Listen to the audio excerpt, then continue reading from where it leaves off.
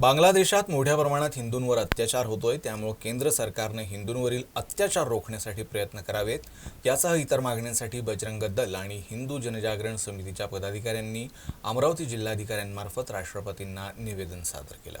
भारत माता की जय। वंदे मातरम, वंदे मातरम, वंदे मातरम।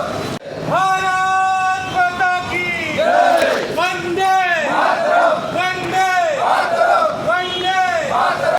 हिंदू जनजागृती समिती जिल्हा समन्वयक आज अमरावतीमधील सर्व हिंदुत्ववादी संघटना, विश्व हिंदू परिषद, बजरंग दल, हिंदू जनजागृती समिती आणि अन्य इतर संघटना या अनुषंगाने भारत सरकारला आम्ही एक आवाहन करू इच्छितो की बांगलादेशमधील हिंदूंवरती जे अत्याचार होत आहेत ते त्वरित थांबवण्यासाठी नवीन सरकारवरती दबाव आणण्यात यावा।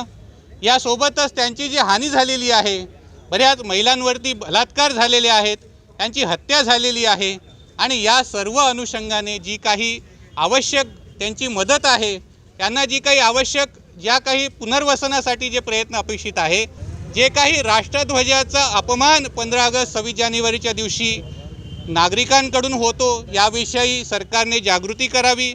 येथील जिल्हाधिकारी कार्यालयाने सर्व शिक्षणाधिकारी आणि सर्व विभागांना सूचना द्याव्यात की 15 ऑगस्टच्या दिवशी कुठल्याही पद्धतीचं राष्ट्रध्वजाचा अवमान होऊ नये आणि प्लास्टिकचे राष्ट्रध्वज आणि सिंथेटिक कापडाचे राष्ट्रध्वज हे विकले जाऊ नये यासाठी पथक नेमावं। धन्यवाद।